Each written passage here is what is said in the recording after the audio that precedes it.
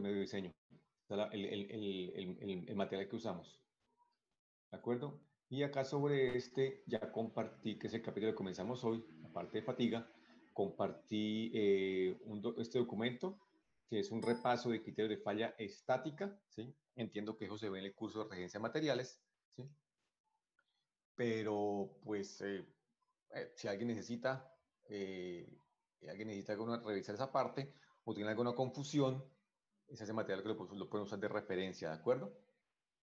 Ese curso, este tema que lo ven en el curso de referencia de materiales o referencia de materiales 2 o en el curso de diseño de máquinas, dependiendo en dónde se ha contemplado tocarlo, ¿de acuerdo? Y también subí acá un material que es un material, está en inglés, que habla de un documento no muy largo, son unas 80 páginas, que habla sobre metodologías de cálculo para fatiga, ¿sí? Es un poco más avanzado lo que vamos a ver acá, pero pues si al final de la unidad, durante la unidad, alguien tiene alguna duda, tiene más inquietudes, puede usarlo como referencia, leer más, ¿cierto? Luego, si a alguien le interesa, le gusta el tema, tiene tiempo de leer más, entonces me parece una buena referencia, ¿cierto?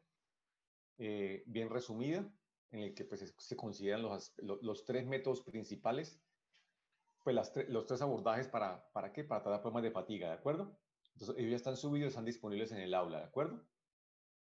Bueno, voy a cerrar acá y voy a abrir lo siguiente. Pregunta, si ustedes ya vieron ya tuvieron que haber tocado la parte de criterios de falla estática, ¿cierto? En regencia de materiales tuvieron que haber visto ya eso. ¿Sí? ¿Me confirman, por favor? Eso es hablar de criterio de von Mises, hablar de criterio de máxima deformación, hablar del criterio de máxima tensión cortante. ¿Sí? Criterio de Moore. Sí, señor. Ok, perfecto. Bueno, pues acá vamos a usar un par de esos y pues me parece que tengan esa parte, bueno, que tengan esa parte clara para de pronto no confundirlo con ese tema que con lo que vamos a comenzar hoy, ¿de acuerdo? Bueno, pues ese tema que está acá, como les digo, pues a mí me gusta tratar ese tema antes de cambiar un poco el orden, ¿sí? Me gusta cambiar un poco el orden acá, porque, perdón, empiezo la grabación. Se me olvidó. ¿Alguien tiene algún problema con que grabamos esto? No, entonces vamos a grabar acá. No, señor. Perfecto. Bueno, entonces como decía, pues este tema en el plan de clase está contemplado para verlo más adelante, pero como varios de los componentes que se van a calcular experimentan fatiga, entonces me parece importante verlo con anterioridad, ¿de acuerdo? Bueno, esos son los contenidos que se van a ver más o menos. Vamos a hablar un poco del origen de las cargas y el origen de estas, ¿sí? Cómo se señala para esos diferentes tipos de carga, qué es lo que le refiere a la fatiga y sus factores. Y acá pues mencionamos los tres abordajes que hay, los tres casos en los que se trata de esto. Y vamos a hablar, nos vamos a focalizar acá en este curso en el método esfuerzo-vida, ¿sí? Tensión-vida. ¿De acuerdo? Bueno. Ese va a ser el abordaje que vamos a trabajar acá. ¿De acuerdo? Bueno. Antes de seguir, ¿alguno de ustedes ya sabe a qué nos referimos con el término fatiga?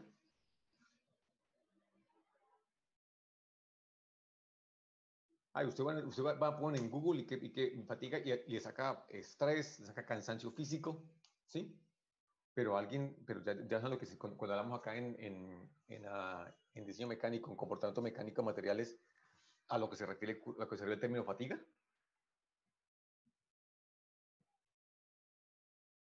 ¿Sí? Uno ve resistencia de materiales y listo, y hasta hace ensayos y todo en su curso de materiales, hacen ensayos de tensión, ¿cierto? En este caso, esa tensión es como, dicen a uno, eso es tensión estática. Sí, en realidad eso es tensión cuasi estática, ¿no? Esos ensayos de tensión que se hacen. Porque yo cojo ahí, pues cojo una muestra, alargada, con unas dimensiones y una forma estandarizada, y empiezo a aplicar una carga a una velocidad. Esa velocidad es muy baja, ¿no? Es muy baja. Esa velocidad es de 0.5 milímetros por minuto. Entonces, pues yo, ahí lo que pasa es que a esa velocidad estoy garantizando que el material internamente se pueda acomodar. Es como si yo colocara, como si yo estuviera colocando pesos, pesos incrementalmente, ¿cierto? Voy aplicando 10 kilogramos, 100 newtons cada segundo, por ejemplo, ¿cierto? Una velocidad baja. 100 kilogramos espera un segundo, 100 kilogramos espera un segundo, ¿sí? Esas son cargas estáticas o cuasi estáticas, ¿cierto? Y pues se ven todos los métodos de cálculo de referencia de materiales ¿para qué? Para esos tipos de cargas, ¿cierto?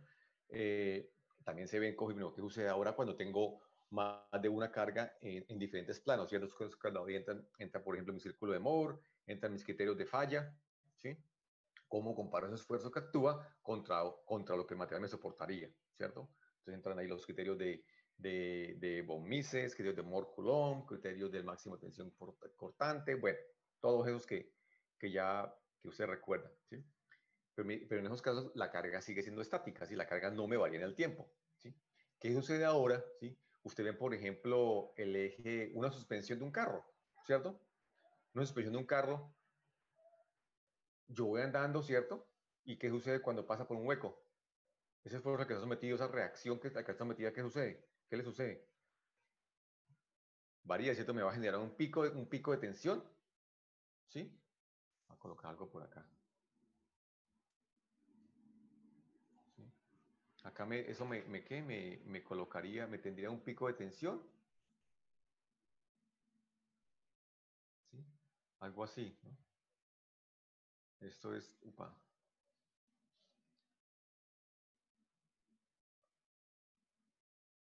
hombre, acá, ¿cierto? Esto es esfuerzo y esto es tiempo, ¿cierto? Acá viene, no se quiere dar, claro, bueno, acá digamos, acá viene mi eje, ¿cierto? Un eje de un carro. Listo, pues acá está soportado, ¿sí? Mi rodamiento,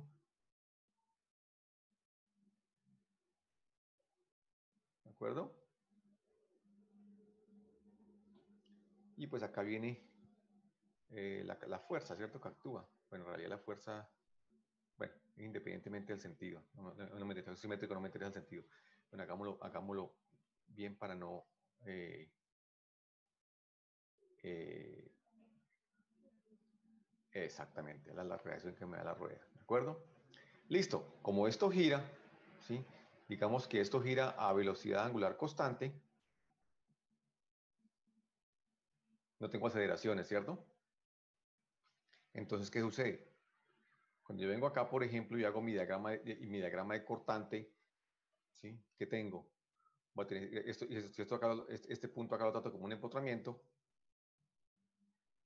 ¿Qué tengo? Voy a tener algo así de esta forma, ¿no? Acá voy a tener la fuerza que actúa, acá tengo mi reacción y aquí tengo un momento en ese sentido, entonces acá voy a tener un momento en ese sentido. Vengo acá, hago mi diagrama de cortante, va a ser de esta forma, ¿cierto? Cortante.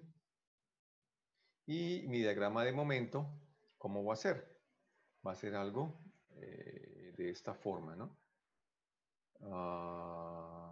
Esto sí, va a ser algo así.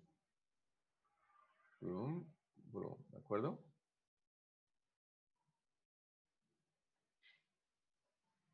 ¿Cierto? Listo. Entonces, por ejemplo, acá, listo, acá encuentro un máximo en esa punta, por ejemplo, ¿no? Acá encuentro un máximo acá en este punto, ¿sí? Acá, ¿cierto? Bueno, en esa sección, perdón, en esa sección, ¿sí? En esa sección es cuando encuentro el máximo, ¿sí? Acá. Bueno, acá encuentro mi momento máximo, por lo tanto voy a tener acá mi esfuerzo normal máximo ahí, ¿cierto? Bueno, ahora, ¿qué sucede cuando yo vengo y analizo un punto, ¿cierto? Acá, pues, yo cojo y digo, bueno, pues acá ese punto que está ahí, que coloqué en rojo, ese punto que tiene. Ese punto, pues dependiendo de la, sí, ese punto en ese caso, ese punto está sufriendo compresión, ¿cierto? Y un punto que está acá diametralmente en la parte de abajo va a sufrir, perdón, acá arriba tensión y acá abajo compresión, ¿cierto? Eso se me va a afectar de esta, si eso se me va a afectar así, ¿no? Hacia abajo. ¿Sí? Listo. ¿Qué sucede ahora cuando esto gire 180 grados? ¿Qué pasará cuando este punto pase acá, ¿cierto? Porque eso está girando. Entonces, este punto que estaba, perdón, este punto que estaba aquí a tensión, ¿cierto? Ahora va a estar a compresión y este punto que estaba a compresión ahora va a estar a tensión, ¿cierto? Se me va a cambiar. Y así cuando otra vuelta, ¿no? Entonces, mire que el estado de esfuerzo de ese punto va a ser algo de esta forma, ¿no? Me va a cambiar, ¿cierto? Solamente con que eso ande, o sea, con que eso gire, esté cargado y gire, ese punto, el estado de esfuerzos para ese punto en particular acá, un punto, me va a cambiar el tiempo, ¿no?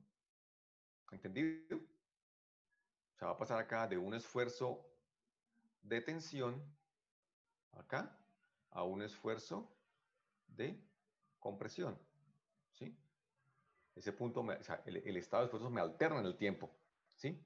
Se estira y se encoge, se estira y se encoge, ¿cierto? ¿Entendido? Esa es una de las razones, esa es una de las razones por lo que sucede, por las que sucede eso, ¿cierto? Bueno, ahora, sí, claro, si yo cojo acá y vengo, por ejemplo, y viene acá mi eje y pasamos por nuestras calles colombianas y ¡pum! Encuentro un hueco, ¿qué sucede? Un momento en el que esto va a bajar más, ¿cierto? Acá va a tener un pico, por ejemplo, y esto va a ser algo así, por ejemplo, y ya pues ¿sí? Vuelve a estabilizarse, ¿cierto? Entonces, ¿qué sucedió? Pues ahí tuve, mis esfuerzos variaron, ¿sí? Como le digo, ni siquiera piense en esto, ¿sí? En un hueco, ni siquiera piense en eso. Piense simplemente en operación constante, ¿sí? ¿Qué es lo que alcanzamos a ver acá? ¿Cierto? Operación constante. Ahí yo tengo que ese esfuerzo acá, ahí mire que acá, en ese punto, ¿cómo calculo ese esfuerzo acá? Este esfuerzo de tensión, este esfuerzo de compresión. Simple, digo ese esfuerzo de tensión o de compresión, ¿sí? Pues vale mc sobre i, ¿cierto? Eso es flexión, sí, flexión pura. Bueno, flexión, no flexión pura, es flexión, ¿cierto? Listo, no hay problema. Entonces, mire que, ¿y este es el esfuerzo? ¿Qué? ¿Este esfuerzo cómo es? Ese es mi esfuerzo máximo, ¿sí? Que es el que esto calculo para acá, acá, o acá, ¿cierto? Calculo sobre un punto sobre esta superficie, en esa sección. ¿Entendido? Ahora, cuando ese eje empieza a girar, ¿qué le sucede? Ese punto va a sufrir que un esfuerzo máximo, ¿cierto? Y también ¿qué va a sufrir? Acá que tengo un punto, ahora que tengo, ¿esto qué se me convierte? Se me va a convertir en un rango, ¿sí? En un delta de esfuerzo, ¿sí? El esfuerzo está pasando de este punto máximo a este punto mínimo y viceversa, ¿de acuerdo? Eso es básicamente lo que se conoce como fatiga, ¿sí? Fatiga de material. El proceso que tengo cuando tengo cargas que me varían, que me fluctúan en el tiempo, ¿cierto? Por ejemplo, esta descripción me pareció bastante simple y completa. Sí, pues la fatiga me dice que es un mecanismo de daño, ¿sí?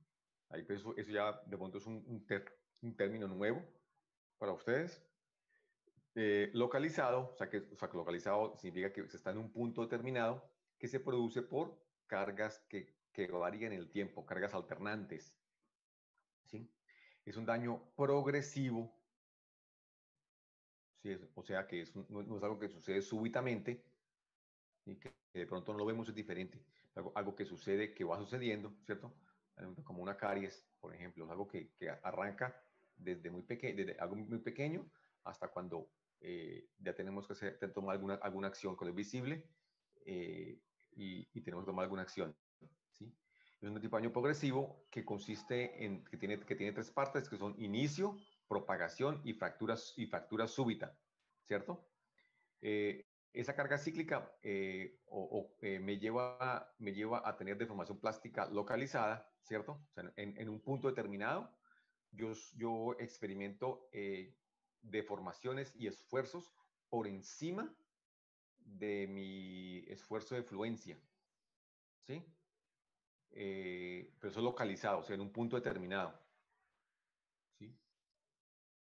Como en bruto, pues en global, ¿sí? En la pieza global, la pieza no llega a esfuerzos plásticos, pero por ese año progresivo, de pronto por esas grietas que pueden haber, microgrietas, defectos o otras razones, yo voy a tener deformación plástica localizada, ¿cierto? Esa deformación plástica localizada me induce un daño permanente. Tengo una deformación permanente, eso me activa mecanismos de daño locales. Está en ese punto que está más cargado, ¿cierto? Y pues eso lo que me va a hacer es aló, eso me va a hacer que tenga un daño localizado, ¿cierto? Que esa grieta empiece a crecer, ¿cierto? Como digo, eso en ese estado puede que no sea visible. Listo, pues a medida que esa carga sigue aumentando, esa longitud de grieta va creciendo, ¿cierto? Y pues ahí va a llegar un punto en el que esa grieta es visible, ¿cierto? O invisible, ¿sí? No es apreciable por diferentes razones, porque es interna, porque, me refiero, por ejemplo, está en el centro de un eje, o en una parte de un eje, o es una parte que no es accesible, ¿sí? O porque no simplemente es muy pequeña y no se ve, ¿cierto? Pueda que esa parte sea visible, pues ahí sea inspeccionable, pero no se observa, o pueda que sea inspeccionable y se observe, pero no se le presta atención, o se obvia, o se cree o se tiene, hay mecanismos de cálculo para eso, o sé que se estableció que la longitud no era una longitud crítica, ¿cierto? Y pues después de tener un número de ciclos de trabajo, esa grieta puede llevar a una falla súbita, ¿cierto? Que es cuando tenemos accidentes, por ejemplo. Ahora miremos algunos casos, ¿de acuerdo? Y mira, aquí hay cosas claves. Eh, Primero, carga variable, ¿cierto? Tiene 3 etapas que son inicio, propagación y fractura, ¿cierto? Eh, Tengo deformación plástica localizada, ¿sí? Deformación plástica localizada, por ejemplo, en talles voy a tenerlo, en grietas, en microgrietas voy a tener esa deformación plástica localizada. O sea, por ejemplo, en una sección tengo un entalle, ahí en esa sección voy a tener partes que sufren mucho más esfuerzo que otras partes de la misma sección, por ejemplo. ¿De acuerdo? Bueno, digo eso como una especie de abrebocas. Acá recordemos algunas cosas, otros conceptos claves. El coeficiente de seguridad es que es un factor que yo uso para decir, bueno, yo tengo, eh, ¿qué porcentaje de mi esfuerzo estoy trabajando, ¿cierto? De mi esfuerzo de fluencia, por ejemplo. ¿Sí? Bueno, perdón. Bueno, esos coeficientes de seguridad, para eso hay diferentes formas de establecerlos. Por ejemplo, se establecen por normas, ¿cierto? La experiencia también me dice, puedo tener un coeficiente de seguridad determinado, ¿sí? Cuando tengo vida humana involucrada, tengo que tener un coeficiente de al menos 2, pero por ejemplo, generalmente se usa mucho más por el caso típico de ascensores, ¿sí? Hay muchos factores que influencian eso. Está, por ejemplo, mi certeza en que el material que estoy utilizando tiene ese esfuerzo de fluencia que es con el que tengo recurso de referencia, ¿sí? Si, por ejemplo, yo tengo un producto continuo, o sea, un producto que tengo un producto propio de que fabrico muchas unidades, ¿sí? Y probablemente fabrique hoy 50 con este proveedor. De pronto al otro mes fabrico 300 con ese otro proveedor de material, ¿cierto? Entonces yo tengo que tener en cuenta esos factores, decir, bueno, este proveedor A me produce un material con este rango de esfuerzo de fluencia, este proveedor B me garantiza este otro rango de ¿qué? De esfuerzo de fluencia. Entonces ahí cómo dimensiono, ¿cierto? A la larga el cliente le interesa el producto, ¿cierto? No le interesa de quién viene y el responsable voy a ser yo. Entonces, son factores los que hay que tener en cuenta cuando escojo un factor de seguridad, ¿de acuerdo? Miren este caso, por ejemplo. Esto que está acá es una acople, ¿sí? Una acople para ejes, ¿sí? Acá, por ejemplo, viene, perdón, acá viene, acá viene acoplado el eje del motor eléctrico, ¿sí? Acá.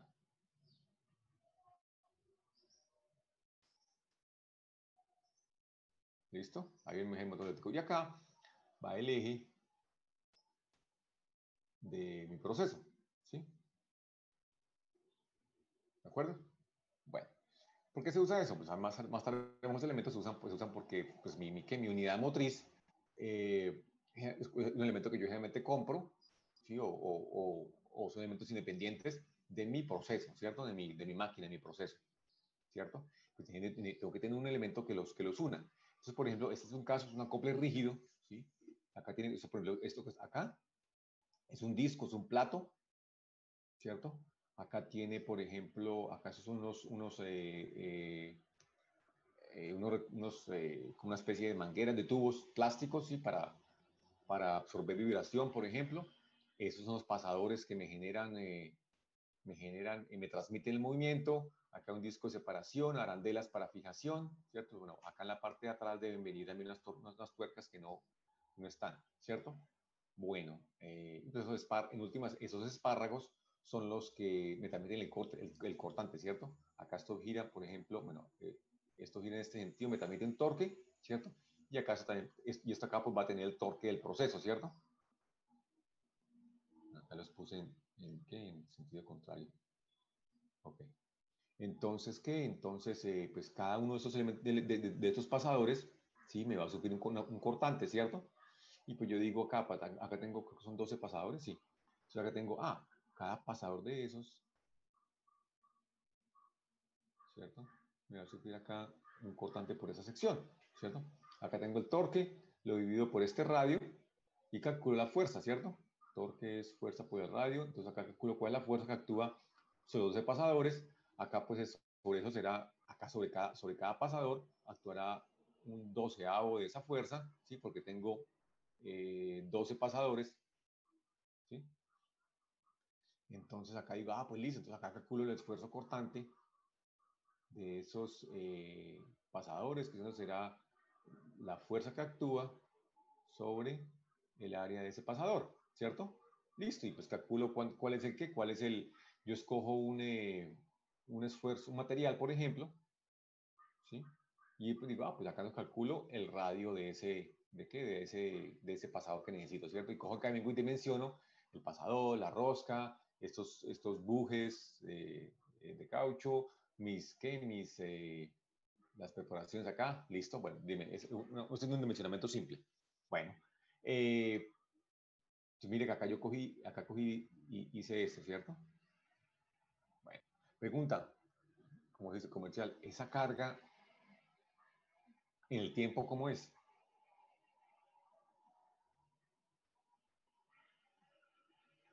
Acá, esto acá es un criterio estático, ¿cierto?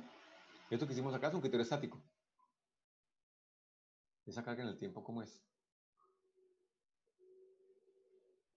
¿Varía o no varía? O sea, si vengo acá y dibujo en el tiempo, esto va a ser ¿qué? Bueno, eso viene, arranca acá, va a ser así, torque y tiempo. ¿Qué creen? Sí, no varía. ¿No va a variar? ¿Alguien más?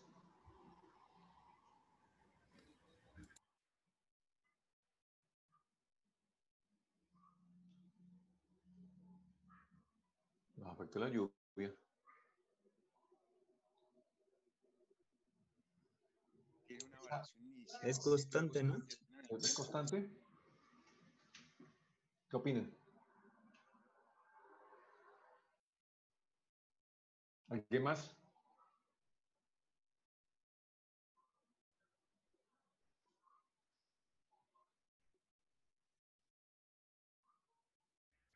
No, Pues la fuerza pues depende del torque, pero yo creo que la máquina está hecha para que los pasadores siempre soporten la misma fuerza. okay. Claro, pues inicialmente sí, eso me va a depender acá. Ese torque acá, ese torque del motor viene por qué. Ese torque es corriente por, perdón, torque es potencia por velocidad angular acá, ¿cierto? Perdón, potencia es torque por velocidad angular, ¿cierto? Y acá tengo también que potencia es, ¿qué? Corriente por voltaje, ¿no? Sí. Entonces, claro, acá sí pues, potencia eléctrica, ¿no? Tienen que ser iguales. Bueno, acá tengo que tener una eficiencia de la eficiencia acá en el acople. Los acoples generalmente son bastante eficientes, entonces asumamos que es 100% eficiente. Entonces, todo lo que entra acá, toda la potencia eléctrica se me convierte en potencia mecánica, ¿cierto? Por ahora. Entonces, ¿qué pasa ahora? ¿Qué sucede? Pues listo, pues entonces acá es que si la velocidad no me varía, o si el torque no me varía, la potencia permanece constante, ¿cierto? Por ejemplo, si esto va, por ejemplo, a una máquina, una estampadora, ¿sí? ¿Cómo sería la carga de una estampadora? No, o sea, que sea una estampadora, ¿cierto? Un elemento que viene acá y, por ejemplo, eh, que coloca etiquetas, ¿sí? Aquí viene por acá, no está cargado, viene así, no he cargado. Cuando viene y baja, ¿qué hace? Hace un pico de carga así, ¿cierto? Perdón. Sí, así. Viene acá, otra estampa, ¿cierto? ¿De acuerdo? Entonces, yo creo que sí varía, eso me varía con el proceso. Si, por ejemplo, si eso fuera, por ejemplo, caso, por ejemplo, de un ventilador, ¿sí? En un ventilador que tengo, a no ser que yo no le mueva la perilla de velocidad, eso permanece constante, la velocidad angular, y el torque también permanece constante, ¿cierto? Entonces, en ese caso sí tendría algo así, ¿no? Arranco, ¿sí? Permanece constante hasta que no le cambie la velocidad, que pueda que suba, ¿cierto? Acá le subí la velocidad, como está acá a mediodía, y luego yo ya bajo, y entonces lo que hago y le bajo acá, ¿cierto? Pero el resto eso va a permanecer constante, ¿cierto? En otros casos sí, pero resulta que sí, pues eso varía, ¿cierto? Eso varía. Acá tengo que mirar, bueno, qué tanto, por ejemplo, esta variación, ¿sí? Por ejemplo, acá qué tiempo sucede, ¿no? Bueno, con qué frecuencia sucede eso, ¿sí? Bueno, eso era, ahorita miramos eso con más detalle, en algunos casos. Eh, bueno, les contaba esto porque, ¿qué? Porque, por ejemplo, pues esto era un acople para una prensa de palma y alguna vez llegaron y con el acople, que es acople que se había partido, han partido los tornillos, ¿sí? Pues resulta lo siguiente, resulta que pues esto era, cogían y llegaban y cuando cosechan la palma, echan ese raquis, pues lo echan en unas tolvas grandes que van recogiendo, ¿cierto? En la plantación, le van echando unas volquetas y en los que recogen eso, ¿cierto? Esos raquis son grandes, ¿no? Son pesados. Y pues ahí cuando recogen eso, muchas veces caen piedras, sí, caen eh, elementos agrícolas, azadones, ¿cierto? Palas. Y pues así como viene, así lo echan a la máquina, a la despulpadora. Y ya, pues en ese momento cayó un pedazo, creo que fue un pedazo de un asadón, si recuerdo bien. Y pues en el momento que que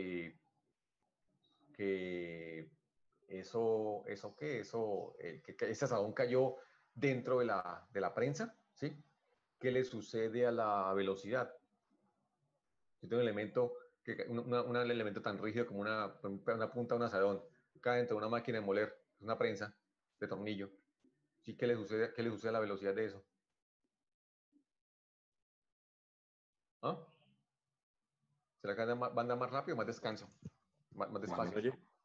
Disminuye, ¿cierto? Disminuye y se pega un trancazo también. Exactamente, sí, eso se va a detener, ¿cierto? ¿Qué sucede? Y entonces, ¿qué sucede si la velocidad disminuye? ¿Qué le sucede al torque? Aumenta. Aumenta. Aumenta, ¿cierto? Si la velocidad disminuye, el torque aumenta, ¿cierto? O sea que la potencia, ¿sí? Si el torque aumenta, ¿qué le sucede a la corriente? El motor. Si yo tengo un pico de corriente, si yo tengo un pico de torque, ¿qué le sucede al motor eléctrico? Sobrecárgalo. Se sobrecarga, ¿cierto? Entonces cuando empieza, entonces, ¡puff! ¿Cierto? Y tengo que mandar mi motor rebobinado, ¿cierto? Si no tengo una protección adecuada. ¿Cierto? Pues eso sucedió un par de veces y pues lo que hicieron, dijeron, no, pues esos pasadores son muy malos, esos pasadores no sirven, entonces hagamos de un acero fuerte, así con J, y los hicieron de un acero 4340, están especificados en 1020 creo, y lo hicieron de 1040, perdón, de 4340, y pues eso sucedió, ¿cierto? Como se dañó un par de veces, y pues eso paraba toda la operación para que no se rompieran, en vez de corregir la causa, ¿cierto? Se corrigió el síntoma y causó un problema mucho más grande que fue dañar el motor, dañar el bobinado del motor. Sí, entonces, pues, esas son cuestiones que hay que tener en cuenta y que las cosas alguna vez se hacen, se hacen pensando en con una cosa en mente y pues cuando se intervienen hay que pensar en esa intervención que yo estoy haciendo, qué me genera, ¿no? Esos cambios, qué cambios adicionales me generan, ¿de acuerdo? Y en últimas, tengo que mirar, yo tengo que tratar de atacar la causa y no el síntoma, ¿no? Igual cuando yo tengo una gripa, por ejemplo, ¿yo qué hago? Yo me tomo una aspirina, ¿sí? Me tomo no sé qué, lo otro, un Tylenol, lo que sea, pero yo estoy atacando el síntoma, ¿cierto? Yo no estoy atacando la causa, ¿sí? La causa pues es un virus que pues, para que no tenemos solución todavía y pues, ya, ¿sí? Tengo que dejar que eso pase, ¿cierto? Pero acá pues, para eso hay técnicas, por ejemplo, que llama el análisis de causa raíz, como la espina de pescado, que se hacen esos tipos de análisis en el curso, por ejemplo, de mantenimiento, ven esas cosas que con mucho más detalle, ¿cierto? Pero pues acá desde el punto de vista del diseño, usted tiene que tener en cuenta esas cosas, ¿cierto? Bueno, digo, eso más a nivel de propaganda comercial. Bueno, entonces ya miramos que las cargas varían en el tiempo, ¿cierto? Yo voy a colocar esto acá maximizado para verlo mejor. Eso está tomado, esta grupita, no coloqué la referencia ahí, está tomado de la Código Europeo para Eurofit se llama, Código Europeo para Análisis de Integridad Estructural. ¿Sí? Entonces, mire, ahí existen esos abordajes para fatiga, son 3, básicamente, ¿cierto? Bueno, hay tres fenómenos que son los que están aquí en el centro, ¿cierto? Perdón, estos 3. Bueno, uno que es el abordaje por esfuerzo-vida, ¿sí? Esto sucede cuando, eso sucede, que está acá en verde el segundo, esto sucede cuando está acá por ejemplo, tengo elementos que experimentan esfuerzos, tensiones que fluctúan en el tiempo, ¿cierto?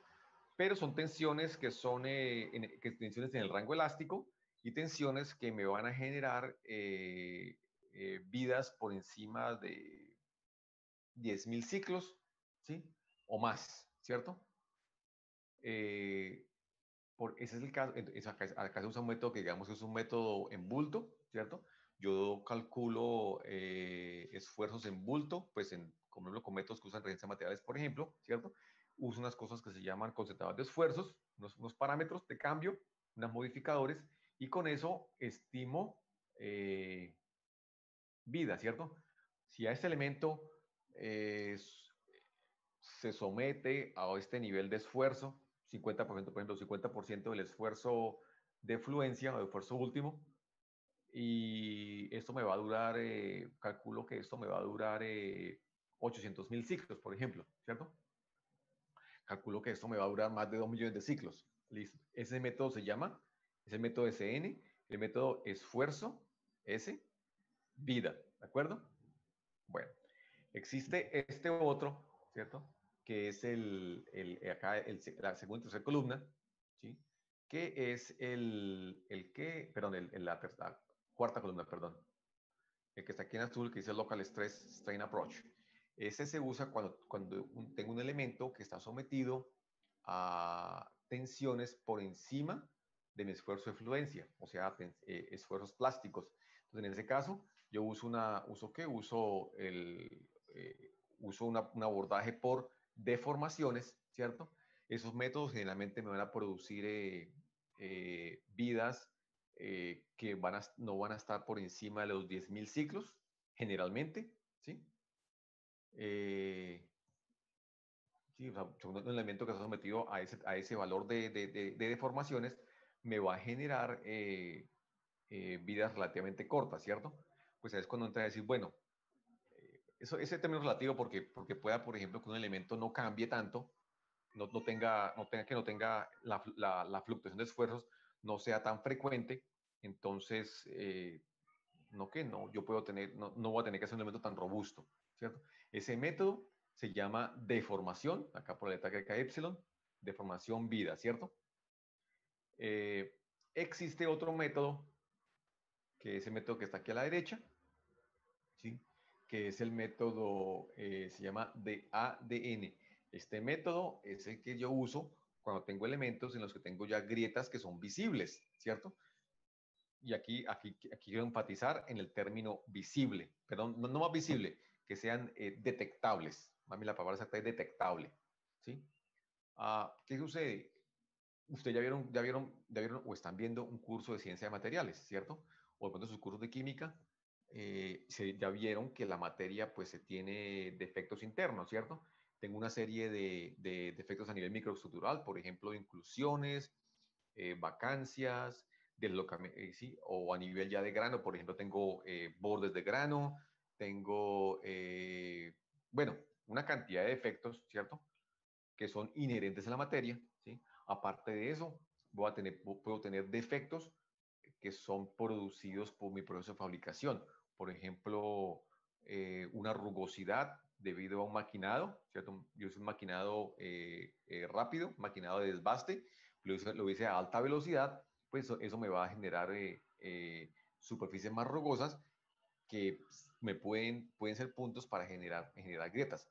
Pero si, por ejemplo, mi proceso de fabricación es es por soldadura, ¿cierto? La soldadura es un método de fabricación que es extremadamente versátil, ¿cierto? Pero me genera una serie de problemas metalúrgicos bastante grandes que pues yo debo saber atacar para que no se me cometan el problema. Por soldadura yo tengo que tener una cantidad de problemas como por ejemplo falta de fusión, si que dos partes no se junten, ¿sí? Puedo tener, por ejemplo, vacíos, que me quede una bolsa de aire en el medio de un cordón. Esa bolsa de aire puede estar entre el material base o el cordón o dentro de los diferentes pases de un cordón, ¿sí? Puedo tener, por ejemplo, contaminación, cayó material ajeno, material foráneo, ¿sí? Entonces ahí me va a generar también una especie, no un vacío, pero me va a generar ¿qué? Me va a generar slag, basura, ¿sí? Pues esa basura, eso tiene un módulo de elasticidad diferente a los demás, a los otros materiales, al material base, al material de aporte, y me va a generar una diferencia de tensión, diferentes deformaciones, ¿sí? Pueden ser, por ejemplo, que partes que partes no se unen, falta de fusión, ¿sí? Una serie de problemas eh, que son propios del proceso de fabricación, como les decía, ¿cierto? Entonces, pues cuando tengo esas grietas, ¿sí? Pueden ser intrínsecas a la materia o el proceso de fabricación, o por ejemplo, manufactura aditiva, cuando yo paso por ejemplo el elemento, ¿sí? Y tengo en diferentes capas, yo tengo, y ya está documentado, en el que puedo tener porosidad, ¿cierto? Puedo tener, por ejemplo, falta de fusión entre capa y capa, ¿sí? Que una capa ya se enfrió, cuando viene la siguiente capa de poniendo, Si quieren recuerdan más tarde y les muestro fotos de eso, trabajos que hemos hecho sobre eso, cómo se, o sea, en el que se visualiza esa porosidad, se visualizan esas grietas que falta de fusión, ¿sí? Que pues es un, digo, les digo, ese método de fabricación, la manufactura aditiva, ya es una realidad, ¿cierto? Sigue siendo todavía un poco costoso comparado con otros métodos en cuanto a la inversión inicial, pero me parece que con el costo total es más bajo, porque comparado con otros métodos, como con un forjado, con maquinados, porque básicamente con manufactura aditiva yo puedo conseguir ya partes en forma final, ¿cierto? Y el procesamiento que hay que hacerle es muy poco, ¿sí? Entonces yo simplemente en un tiempo muy corto puedo tener una pieza final, ¿sí? O para repuestos, por ejemplo, que no se consiguen, es bastante recomendable, cosas así, ¿no? O piezas que, bueno, tiene muchas ventajas, pero también tiene otras desventajas, como todo, ¿no? Entonces, en esos casos, yo voy a tener grietas, ¿cierto? Esas grietas pueden ser medibles o pueden ser no medibles, ¿cierto? Cuando son no medibles, generalmente son grietas que son por debajo de 1 milímetro, bueno, 2 milímetros, pongámosle, ¿sí? Que no son medibles, no son apreciables, ¿sí? Cuando digo son no medibles, no son medibles por técnicas, no visualmente, sino por técnicas analíticas, por ejemplo, ultrasonido, rayos X, bueno, una serie de inspección, técnicas de inspección que se usan en la industria, ¿sí? Eh, y pues ya cuando yo cuento una grieta de esas, pues ya pues para eso se usa este método, ¿cierto? En este caso es de A significa, es el tamaño de la longitud de la grieta, entonces ese de A es el incremento de la grieta por el número de incremento, sobre el número de incremento de ciclos, de N, de A de N, ¿cierto? Se llama ese método. Entonces ese método se basa en mecánica de la fractura, acá mecánica de la fractura lineal elástica, mecánica de la fractura lineal elástica, LFM, Linear Elastic Fracture Mechanics, o mecánica de la fractura elastoplástica, Elastoplastic Fracture Mechanics, ¿cierto? Este método, por ejemplo, se usa tanto para diseñar componentes, para evitar para buscar que un elemento no me crezca, o bueno, un elemento tenga una grieta crítica antes de que falle, ¿sí? Antes de que, para permitir que un elemento tenga grietas, tenga defectos y que no me falle en presencia de esos defectos. Por ejemplo, en la industria aeronáutica, ¿cierto? Yo tengo, ese estándar es requerido hacer ese tipo de cálculos con eso porque, como digo, yo no puedo evitar tener defectos, ¿sí? Lo que tengo que aprender es a convivir con esos defectos, ¿sí? Entonces se usa ese método de ADN, es mandatorio en la, en la industria aeronáutica, por ejemplo, en muchas industrias también. Se usa, por ejemplo, en la industria de petróleo y gas para evaluar defectos existentes en componentes a presión, por ejemplo, ¿sí? Yo tengo un componente apresurizado y encuentro una grieta, porque, pues, por ejemplo, esos elementos se fabrican por soldaduras y, pues, las soldaduras me pueden generar esos problemas. Entonces, yo lo que hago es decir, bueno, tengo este defecto, ¿sí?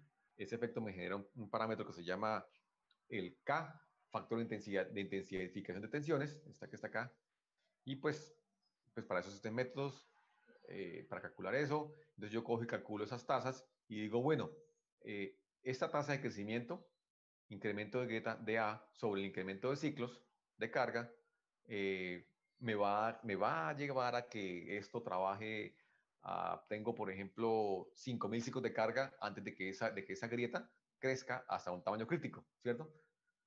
Entonces yo esos 5.000 ciclos de carga, de acuerdo a mi proceso, yo voy a llevarlos voy a cumplirlos de aquí a 6 meses.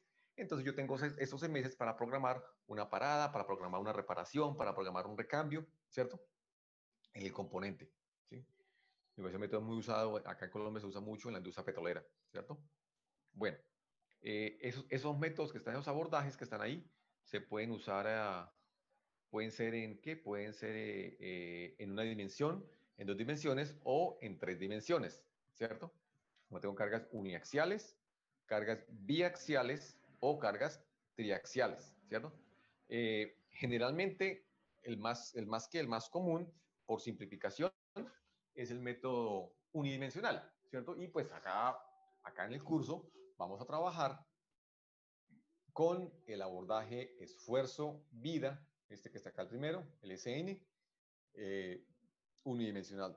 ¿No? Toquemos algo del bidimensional, pero sin llegar a profundizar mucho, mucho en eso, ¿cierto? Sobre esto hay muchísimo, pero extremadamente mucho tema que cortar, ¿cierto? Eso es simplemente el abrebocas de lo que es el tema, ¿sí? Yo he trabajado algo sobre esto, llevo unos años trabajando en esto y puedo decir que no conozco todo lo que existe sobre ese tema, pero es muchísimo, muchísimo tema y tiene muchas, muchas ramificaciones, ¿sí? Existen al menos 3 revistas top a nivel mundial que publican artículos sobre esto mensualmente, revistas de 30 artículos por edición, ¿sí? Artículos de mucha calidad, artículos de mucho trabajo, de mucha revisión, ¿sí? Trabajos que toman años. ¿Para qué? Para resumirlos en un artículo de 10, 15 páginas. O sea que o sea, cada mes van saliendo nuevas cosas sobre eso, ¿sí? Se va profundizando mucho sobre eso. Entonces, esto tiene muchísimo, muchísimo, muchísimo que ver. Entonces, es irreal decir que aquí vamos a aprender todo sobre esto, ¿de acuerdo? Entonces, acá nos vamos a focalizar en esta parte en el método SN. Esto pues se hace acá, hay varias formas de hacerlo, ¿cierto? Perdón. Hay varias formas de hacer este abordaje, ¿sí? De tratar eso. El primero, y pues el primero que se usó fue el abordaje experimental, ¿cierto? Yo tenía un componente, ¿sí? Un componente, no una muestra, sino un componente, ¿cierto? Y lo cargaba cíclicamente y decía, bueno, a este tamaño, rango de fuerza, este delta F, ese componente me va a durar un número determinado de ciclos, ¿cierto? En el caso hablando de fuerza, ¿cierto? Existe otro abordaje, o sea, este abordaje netamente experimental, ¿cierto? Ese se usa, por ejemplo, ahora que nosotros estamos tratando de hacer un trabajo con una compañía, una empresa de Bogotá, que fabrica repuestos automotrices, y pues ellos usan ese método, ¿sí? Cogen el elemento, ¿cierto? Ya diseñado, una vez calculado, y lo ponen a trabajar, pero el componente, ¿cierto? La pieza, no una probeta, sino la pieza. Y listo. Si eso sucede, si eso dura más de 200.000 ciclos, pasa, ¿sí? Por ejemplo, también acá, por ejemplo, Transejes también usaban ese método para probar, por ejemplo, puntas de ejes, ¿sí? Ejes de puntos que soportan llantas de la transmisión a las llantas. Eso creo que eran 70.000 ciclos en torsión, si recuerdo bien, ¿sí? Entonces, ese es el método experimental. Existe, otro método ya es el método de decir, bueno, yo no voy a trabajar con componentes, sino voy a trabajar con muestras, con ensayos, ¿sí? Con pruebas normalizadas, ¿cierto? Entonces, hago eso y existe un método igual. Entonces, acá ya tengo, ya puedo calcular un esfuerzo, un rango de esfuerzo, ¿sí? O un rango ¿de qué? De formación, un delta sigma o un delta epsilon. ¿Sí? Y ya pues con eso calculo, los someto les pongo a ciclar a la carga variable y miro qué número de ciclos al que falló, ¿cierto? Entonces, ¿eso qué ventaja tiene? Acá, al probar acá muestras, yo ensayo el material, ¿cierto? Y pues eso que yo puedo extrapolar del material a componentes, ¿sí? Entonces tiene la ventaja de que si yo estoy usando un acero, por ejemplo, por decir algo acá, un acero 5160, ¿sí? Que es un acero usado, por ejemplo, en la industria automotriz para resortes, ¿sí? Si yo vengo acá y lo ensayo acá por uno de estos métodos, ¿cierto? Yo puedo decir, bueno, ese material se me comporta de esta forma, ¿cierto? Entonces ahora yo puedo coger y diseñar, por ejemplo, diseñar resortes, ¿sí? de esta forma, por ejemplo, o un resorte a tensión, o un resorte, por ejemplo, en barril, ¿sí? En vez de con estos ensayos, ¿cierto? En vez de acá usar fabricar el componente, ¿cierto? Entonces, para eso existen métodos de cálculo, ¿sí? Otra forma de hacer esto, de implementar esto ya es con código computacional, ¿cierto? Ya trabajarlo con ¿con qué? Con cálculos computacionales, ¿cierto? Yo vengo acá, hago una simulación, ¿cierto? Hago un dibujo en un paquete CAD, aplico condición de frontera, aplico, bueno, todo lo que se necesita en análisis por elementos finitos y mido, ¿cierto? Pongo eso a ciclar en mi código y digo, bueno, eso experimenta, va a durar tantos ciclos, ¿cierto? Tanta cantidad de ciclos. Entonces son tres tipos de abordaje, ¿no? Un abordaje por componente, un abordaje por ensayos y métodos, ¿cierto? Que son esos que están acá, pero pues, cuando alguien se mete a un método, pues generalmente le ponen el nombre, ¿sí? Hay, por ejemplo, este modelo de Wöhler, que es el que vamos a usar acá, ¿sí? Está por ejemplo, y está el otro, el abordaje que es el abordaje computacional, ¿de acuerdo?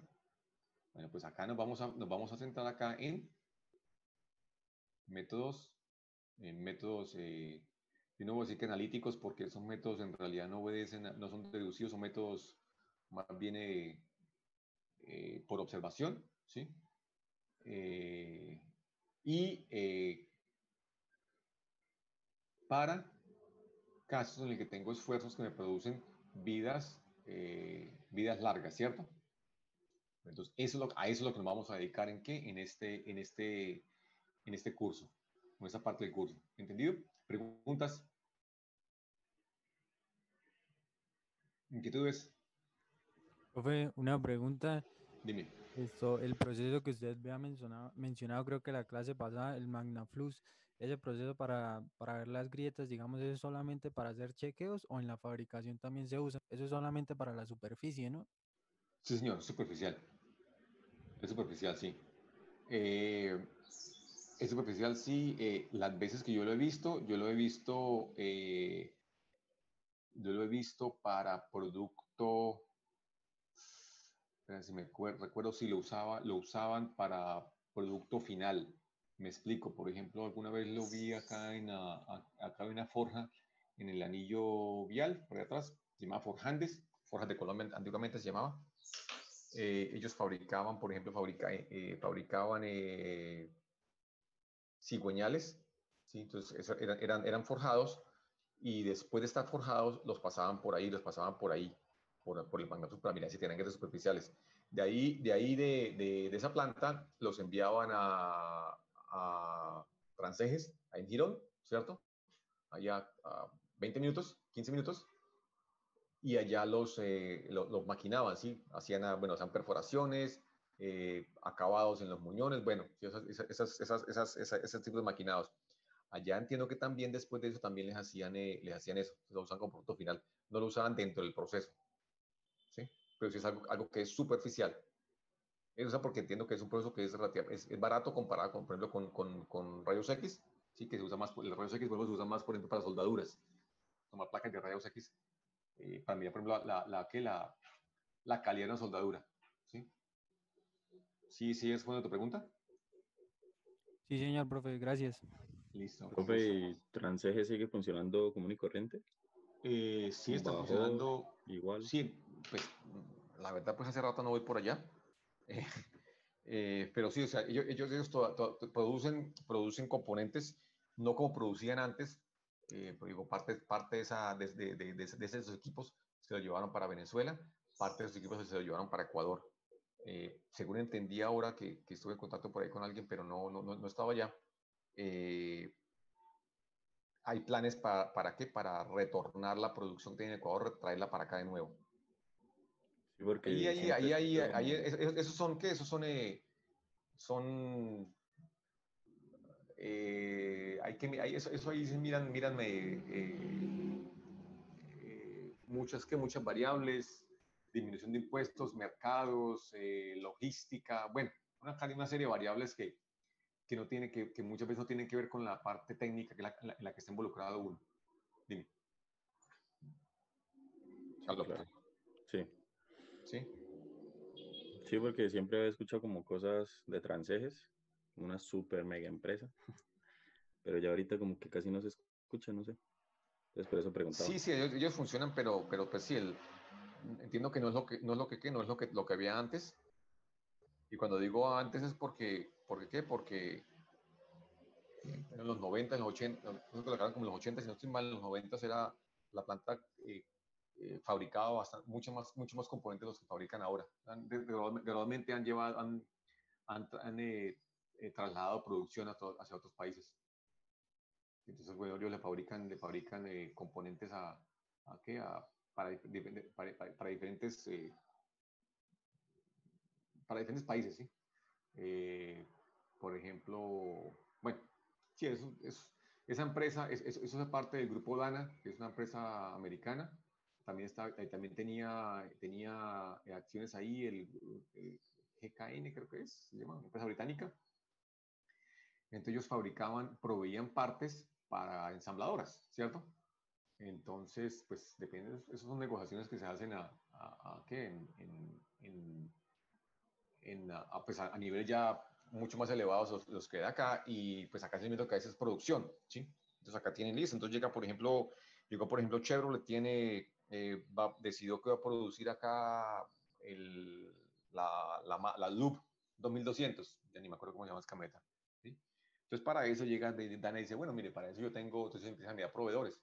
Entonces Dana, mire, para eso yo puedo producirle, yo tengo esa planta, que está acá para producir, en capacidad de producir ejes, semiejes, diferenciales, ejes de transmisión, suspensión, ¿sí? Una serie de componentes. Entonces ellos dicen, listo, me sirve, ¿cierto? Entonces ven acá, pero entonces empiezan a mirar y dicen, pero por el volumen me es más fácil producirle en la planta de Brasil que en la planta de Colombia. Se empieza a tirar en lápiz y se mira, no es más factible, ¿cierto?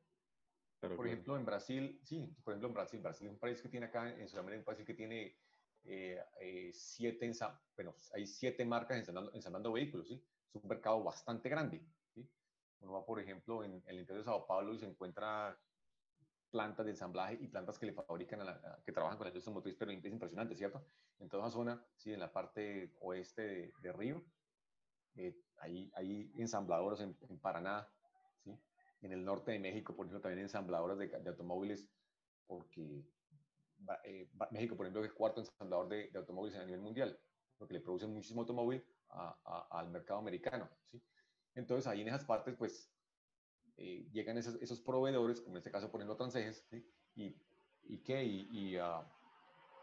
Y pues pactan ventas. Bueno, es un negocio que es un negocio un poco, bueno, tiene sus reglas, sus normativas, ¿sí? Su sistema de producción estandarizado, y pues acá no vale la pena entrar en detalle, pero eso funciona así, ¿no? Son decisiones que salen muchas veces de la parte técnica, ¿entendido? Bueno, sí, bro. Listo. Entonces, esos modelos de fatiga son diferentes, basados en diferentes, pueden ser criterios basados en observación, criterios basados en tensiones, criterios basados en la energía aplicada, criterios basados en planos críticos, criterios basados en deformación volumétrica, criterios a nivel, bueno, hay diferentes principios que se usan para establecer esos modelos, ¿de acuerdo? Ahí se puede uno perder el momento. Bueno, como decíamos, la fatiga es un mecanismo que es muy común en elementos mecánicos porque están sometidos a esfuerzos que varían en el tiempo, ¿cierto? A esfuerzos que varían en el tiempo, pues voy a tener que, me aparece este fenómeno, ¿cierto? Mira acá, por ejemplo, un eje, ¿cierto? Eso es un eje, un eje que falló por fatiga, ¿sí? A ver si puedo aumentar acá. No, más bien, venga, voy a hacer esto. Voy a coger acá y le voy a ver si alcanza a verla, se alcanza a ver un poco mejor. ¿Sí? Bueno, creo que sí lo ven bien, ¿cierto? Miren, por ejemplo, acá ven estas líneas. Esa es la sección, ¿no? Así se partió. ¿Sí? Bueno, espera, tacho. Perdón. Listo. Pasó la ambulancia. Es un eje, ¿cierto?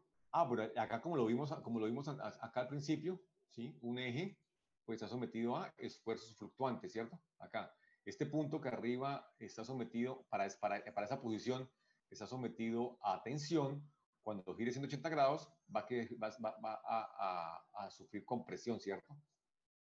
Pues ahí tengo, el esfuerzo acá no es constante, y pues ese componente me va a sufrir fatiga, ¿cierto? Bueno, entonces miremos acá, es un eje, ¿cierto? Los ejes son elementos, elementos que encuentran uno como arroz, o elementos que transmiten potencia, y experimentan fatiga, ¿cierto? Pues en este caso es fatiga por flexión, esfuerzo normal por flexión, ¿cierto? Miren acá, por ejemplo, lo que les decía, ahí es el elemento que falló, ¿sí? Acá si uno se pone a ver con detalle, mire que acá se ven dos partes diferentes. Una parte que acá hay como unas rayas y acá otra parte que es como rugosa, ¿sí? Otra foto de fondo lo sucede mejor, ¿sí? Pues resulta eso, nos resulta que acá probablemente, por alguna razón que no alcanzamos a ver, o por acá, ¿sí? Comenzó un defecto, ese defecto, había un defecto, que puede ser por un maquinado, puede haber sido, bueno, diferentes razones, me generó concentrador de esfuerzos, ¿sí? Un esfuerzo localizado más elevado y comenzó a haber falla progresiva. Esa falla progresiva se visualiza en esas líneas, las líneas se llaman marcas de playa, hasta que hubo un punto en el que eh, eh, eh, solamente quedó esta parte acá remanente, que está aquí, que se ve como gris, como porosa, que es la que donde se produce falla súbita, ¿cierto? Ese es un mecanismo típico de fatiga. Este elemento que está acá, una manzana para bicicleta, ¿cierto? Ese elemento, ¿cómo es sometido a fatiga? Acá les digo, esto es sometido a fatiga, pero ¿cómo es sometido a fatiga eso? ¿Qué hace que esos elementos acá experimenten esfuerzos alternativos, esfuerzos fluctuantes? No sé, los radios. Los radios, ¿qué pasa ahí?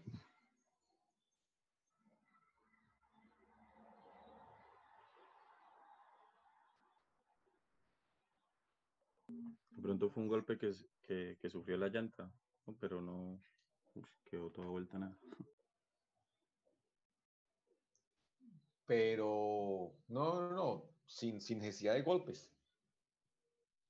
¿Qué le sucede al radio cuando está, por ejemplo, cuando está en la parte de arriba?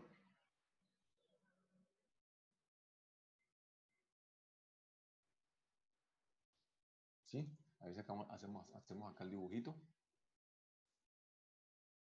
Se me perdió el mouse. Quedaría sobre la parte más robusta de la manzana, ¿no, profe? O sea, en la parte de arriba.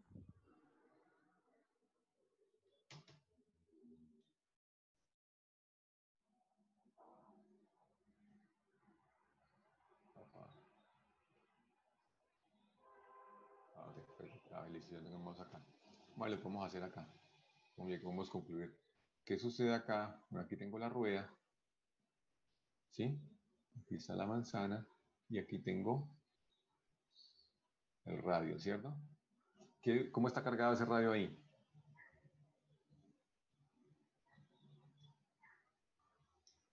Bueno, ¿cómo está cargado el radio acá? Compresión. Ahí se Abajo. comprime. Abajo está, digamos, compresión, ¿cierto? Arriba, ¿cómo está? Tensión. Tensionado, ¿cierto? Esos radios siempre están tensionados, ¿no? Siempre están tensionados, pero acá abajo esa tensión me va a disminuir. Entonces, como ese esfuerzo varía para el mismo radio cuando gire, ¿cierto? Voy a tener esfuerzos alternativos. Pues la tensión se transmite acá a estas perforaciones que es donde está anclado, y pues en ese caso ahí, o sea, ese esfuerzo alternativo se me transmite acá y pues me generó un fallo por fatiga, ¿cierto? Bueno, aquí está el eje, y de aquí en el eje se alcanzan un poquito más las líneas. Acá en esa parte es un engranaje cónico, perdón, sí, ese es helicoidal. No veo, no creo que es recto. Un engranaje Helicoidal, creo, sí. helicoidal debe ser, sí. No recuerdo bien ya. Bueno, ese elemento, ¿qué? ¿Cómo sufre? ¿Qué sufre un diente? cómo sufriría cargas alternativas ese engranaje. ¿Sí? Miremos acá. ¿Sí? No voy a dibujarlo todo acá porque eso es medio cansón dibujar un engranaje entero. Entonces voy a dibujar acá un diente.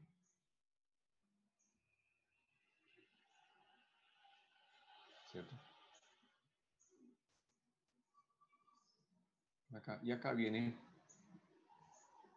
el otro diente, ¿cierto?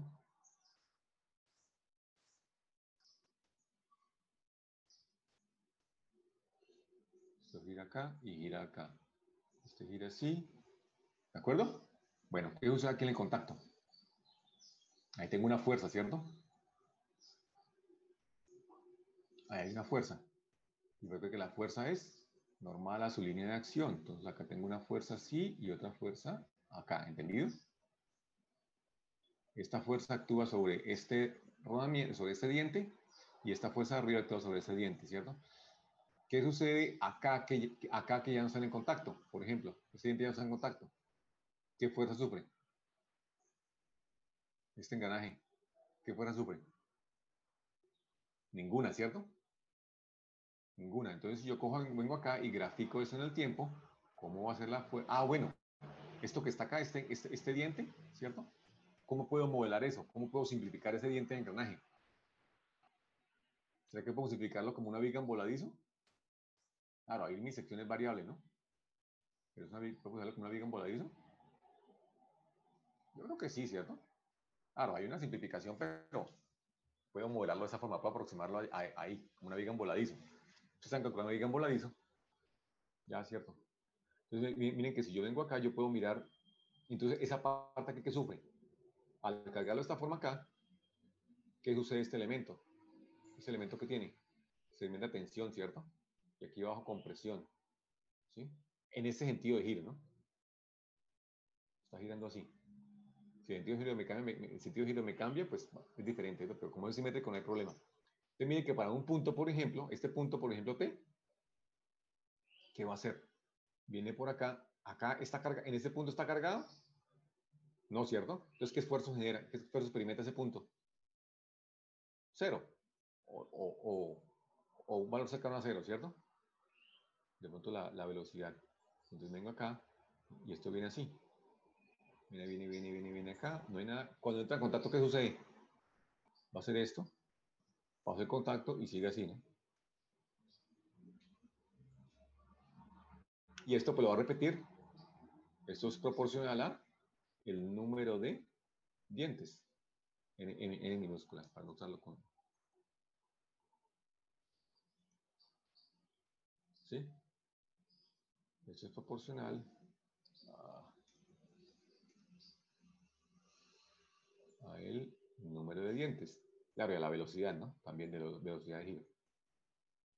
¿Sí? Entonces mire que ese elemento, esto es esfuerzo y esto es tiempo, ¿no? Un diente y un engranaje me va a experimentar fatiga porque la carga, la fuerza, varía en el tiempo. ¿De acuerdo? Bueno, mire, para tener idea del tamaño de ese problema, pues son estadísticas viejas, ¿sí? Pero, bueno, pero son confiables, ¿no? Yo no he encontrado, no te encontraré esas estadísticas. Tal vez no se han vuelto a sacar o es difícil, muchas veces es difícil calcularlas, estimarlas. Se estimó que las pérdidas por fatiga en el 82, o sea, hace 40 años, alcanzaron 100 billones de dólares. O sea, 100 mil millones de dólares en el 82, solamente en Estados Unidos, ¿cierto? Y en el 93, o sea, hace más de 30, menos de 30, no, 30 años, sí, aproximadamente 30 años, se estimó que los daños por fatiga causaron unas pérdidas del 3% del Producto Interno Bruto. ¿Sí? Esos son números que no nos caben en la cabeza. Números extremadamente altos, ¿cierto? ¿Por qué? Por fallas no programadas, fallas programadas, ¿sí? En las industrias que se pueden imaginar, industria de petróleo y gas, industria aeronáutica, industria de transporte, industria de pulpe, papel, petroquímica, ¿sí? Que son elementos que están sometidos a cargas flotantes, ahora industria biomédica, que ha entrado también con bastante fuerza, ¿sí? Elementos que usan, pero industrias que usan elementos sometidos a esfuerzos alternativos, ¿de acuerdo? ¿Sí? Este caso acá, por ejemplo,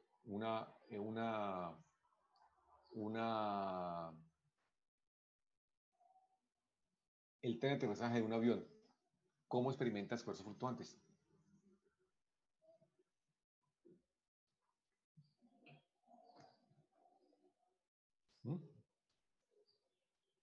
¿Cómo lo ven?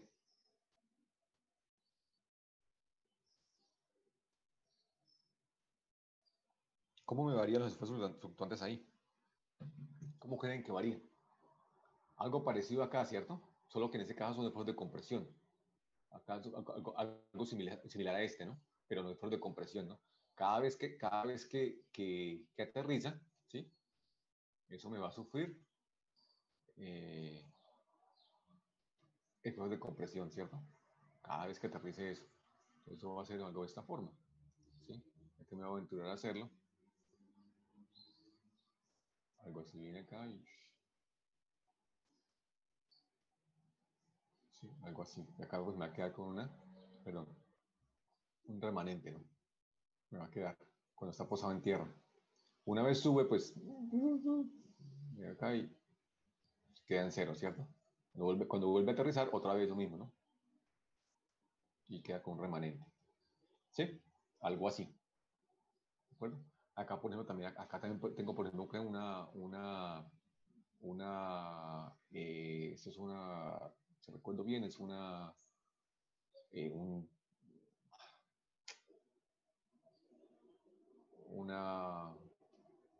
me olvidó, un impeller de una bomba, si recuerdo bien. ¿Sí? Acá, bueno, acá me interesa es, por ejemplo, que miren, por ejemplo, cómo es la propagación, ¿no? Miren que acá tengo una serie de líneas que van así en este sentido, ¿no? Lo luego más tarde. Como que van creciendo, y que convergen a este punto, ¿no? Pero resulta que ahí lo que pasó es que pues, se generó acá hay un defecto, ¿cierto? Pues ese defecto me generó esfuerzos locales en ese punto mucho más elevados y pues que me saqué que sea una grieta, ¿cierto? Como eso se ha sometido a esfuerzos tensionales, esfuerzos alternativos, acá se puede ver la progresión de la grieta, ¿cierto? Y acá al final quedó acá y pues esta zona que está acá que se ve como rugosa, ¿sí? Que se ve que tuvo falla frágil, ¿cierto? Me generó la falla frágil, ¿cierto? La falla final, ¿de acuerdo? Esas marcas se conocen como marcas de playa. Miren acá, por ejemplo, acá está más esquematizado, ¿sí? ¿De acuerdo? Bueno, mire aquí, por ejemplo, está más esquematizado, como se ve, ¿cierto? Acá yo puedo, acá veo, eso ya es un esquemático, no es fotografía. Sí, acá la grieta, pero el defecto inicial debe estar por acá en ese punto, ¿cierto? Porque se ve que hay líneas que van creciendo, ¿cierto? Van aumentando, ¿cierto? Y acá eso se puede contar, ¿cierto? Si yo tengo la magnificación suficiente o bueno, yo puedo llegar a contar el número de ciclos que hubo hasta que se llegó a la falla, ¿cierto? Que cada una de esas líneas me obedece a un número inicial de ciclos, de aumento de ciclos. Eso se puede contar, ¿cierto? Eso no es tan fácil, no es tan directo, pero se puede hacer, ¿cierto? Miren acá, por ejemplo, ese fue un trabajo para el que me llevaron hace poco, ¿sí? ¿Alguna empresa aquí en Bucaramanga? Upa. Perdón. ¿Sí? Eso era una industria de alimentos, ¿sí? Es chistoso porque llegaron, llamaron, listo, ya se había hecho la reparación, ya se había cambiado. Eso es un eje, sobre ese eje iba montado creo que era una especie de cilindro que transportaba pollo, si no estoy mal, ¿cierto? Les cuento la historia completica, más o menos completica. Les contaron, mire, es que falló este eje, y aquí en la parte de abajo, acá se ve esta rueda, ¿cierto? Sobre esa rueda acá hay como una especie de canastas que transportaban alimentos, ¿cierto? Ah, listo, transporta alimento, lo dijeron así. Yo lo dije, pues está como extraño la forma, ¿no? Es diferente, ¿no? Es diferente, es como se ve, como rompió. Entonces, mire que acá tiene, hay como, no sé, es extraña, ¿sí? No es usual. Entonces nos llamó mucho atención, ¿no? Entonces empezamos a mirar y pues acá por la calidad de la foto no se sabe, pero la foto que tomamos, y la tomamos con un microscopio, con una lupa de aumento, se alcanzan a ver acá, tal vez acá sí se ve bien. Se alcanzan, por ejemplo, mira, ¿ven bien las marcas de playa? ¿Sí? ¿Cómo creció eso? ¿Sí? Se ven esas marcas. Esas marcas son producto del crecimiento de la grieta, ¿cierto? Acá no lo que hay más o menos por acá debe estar. Acá no se alcanza a ver bien. ¿Sí?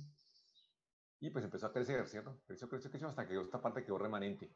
Pero miren que acá en este caso hay varias superficies, ¿cierto? Hay varios frentes de crecimiento, ¿sí? Acá esta parte del eje era hueco, ¿sí? Y esto giraba a poca velocidad. Entonces dijimos, bueno, baja velocidad, torque elevado. Ok. Torque elevado, entonces esfuerzo cortante alto. Pues el predominante cortante. Estamos hablando ahí con eso, mirando, y pues ya mirando esas conclusiones, ¿cierto? Cuando a mí se me ocurrió preguntar, venga, esto dijo, bueno, lo otro, eso trabajaba alimentos, pues esto es acero inoxidable. Sí, señor, creo que era 316, si no estoy mal, sin haber hecho ningún análisis químico, ¿no? Pero ¿por qué? Por lo que trabaja alimentos, de una vez dedujimos que era acero inoxidable. Bueno, entonces, y sigan viendo y sigamos preguntando. Cuando se me ocurrió preguntar si eso trabaja alimentos, eso estaba sometido en algún está sometido a algún medio agresivo, ¿cierto? De pronto urea, ¿sí? No sabíamos qué tipo de alimentos era. De pronto la urea es algo que se usa mucho bueno, como refrigerante, por ejemplo, se usa, bueno, el NH3, en algunos casos, amonia. Sí, esto trabaja para transportar pollos y trabaja, pues, pollos. Uy, entonces, como eso es tejido vivo, probablemente está refrigerado. Sí, eso trabajaba a menos 10 grados. Tome, ahí estuvo. ¿Sí? El elemento falló por tenacidad. ¿Sí? Un problema que se llama tenacidad. Y sí, efectivamente. Y ahí se alcanzan a ver cuando un elemento funciona a temperaturas bajas, ¿sí? El problema ahí es la tenacidad. Algo más o menos así. La tenacidad es una propiedad mecánica que le permite a un elemento absorber más o menos energía en presencia de efectos. ¿Sí? Entonces, si yo cojo y dibujo esto así, esto es temperatura, 100 grados, esto funciona más o menos así. Digamos por acá, eso se llama temperatura de transición, ¿sí? Que puede ser alrededor ¿de qué? De 5, para cero se llama alrededor de 5, alrededor de 0 grados, ¿cierto? Por ejemplo, si yo cojo acá esto es un ensayo que se hace, por ejemplo, en ensayos de impacto, que se hace en un péndulo Sharpie. Probablemente en el curso de materiales lo harán, o les pasarán un video, pues en estas épocas no sé cómo será, en esta presencialidad remota, ¿cierto? Pero yo veo que cuando yo empiezo a disminuir temperatura, esta capacidad de absorber energía disminuye, ¿cierto? Bueno, venga, le explico ese ensayo rápidamente. Eso con un péndulo Sharpie. Un péndulo Sharpie es un elemento, ¿sí? Eso viene así, acá es una barra, acá hay una masa, ¿sí? Y acá tiene una puntica, ¿cierto? Pero acá se fija y pues esto me genera acá, va a querer ese recorrido. Acá en la parte de abajo se pone una muestra, ¿cierto? Una barrita pequeña, una muesca, así, ¿sí? Claro, sí, pues acá está fijada, acá y acá, ¿sí? Pues acá está anclada, ¿sí? Y pues acá viene, pues acá viene acá el momento, perdón, acá la muestra va para otro lado, perdón. La muestra va para otro lado.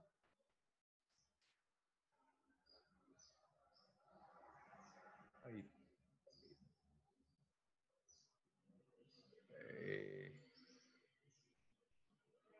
muesca va para otro lado.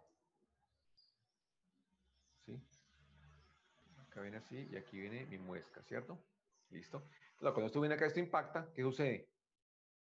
Pues este péndulo, si no hay ninguna restricción, este péndulo debe llegar por acá, ¿no? A una altura determinada.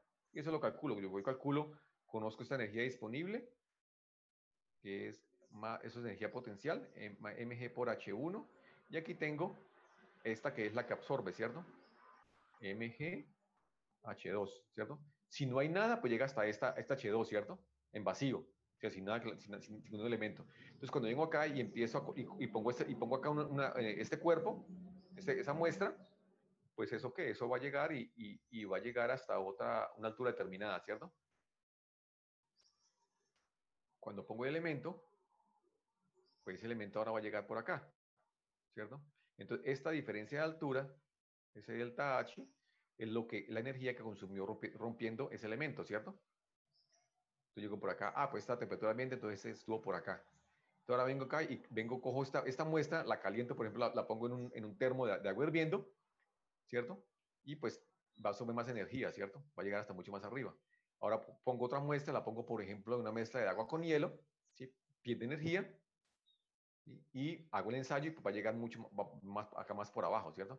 Pongo ese elemento y lo pongo en la mezcla, por ejemplo, con CO2 líquido, ¿sí? Lo que llaman hielo seco, ¿sí? Hago el ensayo y cae más abajo, ¿cierto?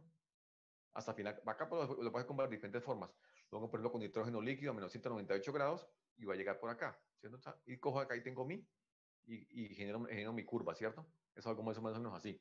Entonces, cuando tengo un elemento, ya decía, dice acá, por ejemplo, tuvo una grieta, producto de no sabemos qué todavía, en ese caso, ¿sí? Pues acá, como tengo una grieta, pues ya que el mecanismo que gobierna es la tenacidad, ¿sí? Y pues tengo que tener, me empiezo a calcular eso y digo, como estaba trabajando a temperaturas bajas, la tenacidad bajó, ¿sí? Probablemente eso estaba calculado con esa tenacidad, ¿sí? Por acá temperatura ambiente, al haber trabajado con temperatura más baja, ¿sí? La tenacidad que tenía es esta, ¿cierto? No sé, estoy acá especulando porque no alcanzamos a llegar a ese caso, ¿cierto? Pero bueno, pero eso es un caso en el que yo tengo que diseñar con otro tipo de carga. Este caso acá, bueno, ese sí hicimos el trabajo completo. Esto es un eje de una bomba, se llama una bomba electrosumergible, se llama. Un eje siempre era un poco largo, una bomba de pozo, haya fallado varias veces, ¿sí? Eso se ha hecho de un material que se llama Inconel 718. Bueno, eso fue encontrado, ¿no? Creo que no sabían de qué era el material. Se hizo análisis químico y llegamos a la conclusión. Ese material no es barato, ¿sí? Ese material tiene la particularidad, bueno, es material que tiene una resistencia a la fatiga muy elevada, una resistencia también muy elevada. Estamos hablando de resistencias de 1300 megapascales, encontramos, muy elevado. Y tiene la particularidad que es un material que esas propiedades son muy estables a temperaturas elevadas, ¿sí? Yo tengo, por ejemplo, para una 01020, tengo esta resistencia acá a temperatura ambiente y acá a temperaturas elevadas, ¿cierto? Temperatura. Por ejemplo, a 400 grados hace esto, ¿sí? Resistencia, por ejemplo. Solamente resistencia de atracción, ¿sí? Yo tengo otros materiales para esto, pero en este caso era casi así. Y acá puede operar a 700 grados sin que eso variara mucho. ¿Sí? O sea, es un material que no es barato, un material bastante costoso. ¿Sí? Y tiene una resistencia a la fatiga también extremadamente alta y también resistente a la temperatura también, ¿cierto? De hecho, ese material lo usan mucho para turbinas, para hablar de turbinas, para eje turbinas, porque pueden trabajar a temperatura. Lo hacían para ese eje, no sé por qué lo fabricaron de ese eje. Resulta pues que nos contrataron porque ese eje haya fallado varias veces, ¿sí? Creo que era porque el ambiente era agresivo, no estoy mal que lo trabajaban así. También tiene eso es níquel cromo molibdeno vanadio, si no estoy mal, me escapa en ese momento. Ya se hizo ya, lo hice hace varios años, me olvidó. El cuento es que esta fue la superficie de falla. Acá se presentaba, por ejemplo, un plano A, 25 grados, ¿sí? El plano de falla, ¿sí? Eso es sometido netamente a torque, ¿cierto? Es una bomba, es solamente torque, ¿cierto? Claro, si los torques mediante esfuerzos cortantes que están los esfuerzos cortantes se maximizan a 45 grados, ¿sí? Pero ese está más o menos a 25 grados, entonces llamó la atención, ¿cierto? Acá, por ejemplo, y se veía, acá se hace el análisis de falla, ¿cierto? Y acá se dice, acá, por ejemplo, se encuentran esas líneas así, ¿cierto? En el que dice, bueno, pues acá eso es propagación y se pueden tracear, se pueden rastrear hasta el inicio que estaba más o menos por acá, ¿cierto? En ese punto, que todas esas líneas, esas marcas de playa, convergen a un punto, ¿cierto? Y pues acá es la zona de falla, ¿cierto? Se hizo una simulación con elementos finitos, se reprodujo el plano, ¿cierto? Y se encontraba que el esfuerzo,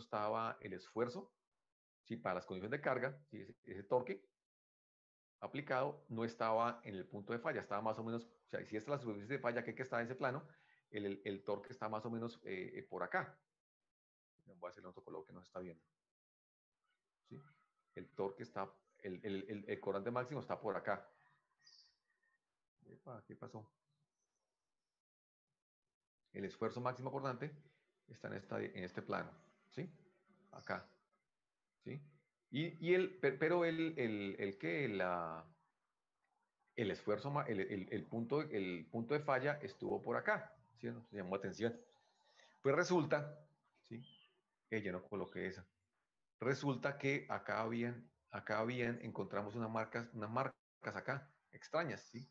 Y se pusimos a analizar que parecen unas marcas de desgaste, ¿sí? Acá nos alcanzan a ver bien tan de pronto en esta foto. A ver, acá se ven unas marcas que parece que hubiera desgaste, ¿sí? Y pues resulta que esas marcas de desgaste obedecen a que ese eje estaba desalineado, ¿sí? Al estar desalineado, se me generan un esfuerzo normal transversal, ¿sí? Acá.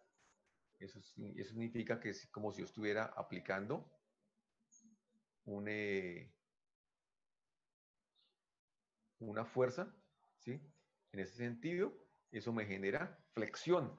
Al aplicar esa flexión se me da un esfuerzo normal que no estaba considerado en el diseño, ¿sí? Es por un problema de operación, ¿sí? Problema de operación errónea, ¿cierto? Y pues por esa razón, sé que se generaba esa falla. Como digo, creo que fue el tercer eje que les fallaba y no sabían por qué, ¿sí? Bueno, pues ese análisis de falla sí se llevó a su término, se hizo, no, se hizo varias cosas, microscopía, varios ensayos se hicieron ahí.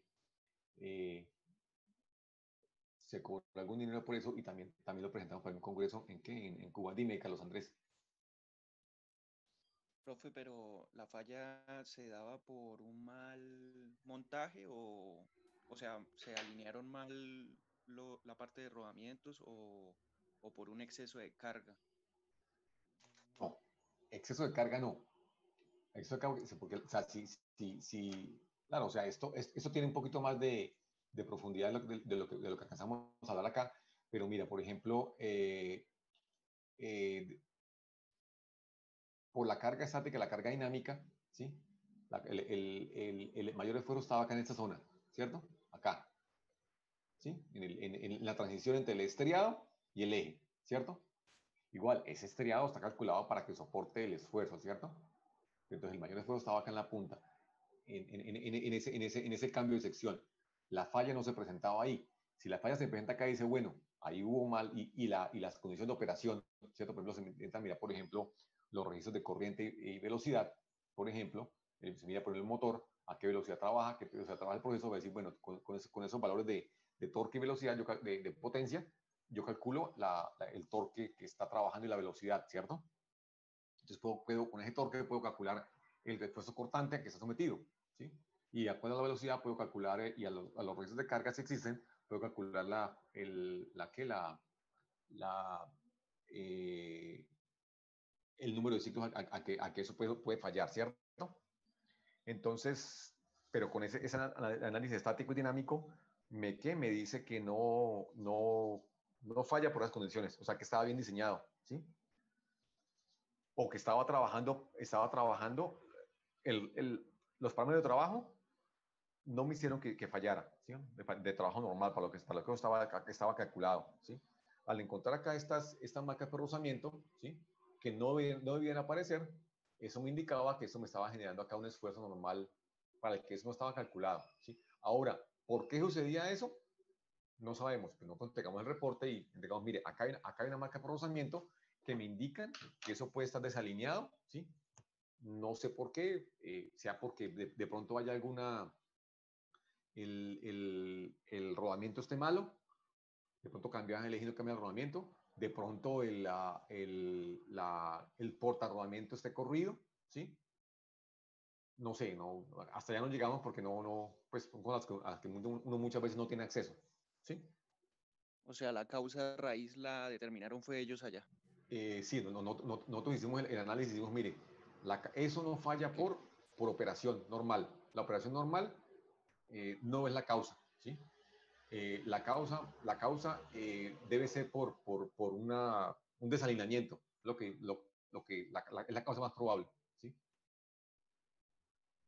Pero pues eso ya lo hacen ellos. Para eso hay que tener acceso ya al elemento y medir cosas que pues a las que no tenemos acceso, ¿sí?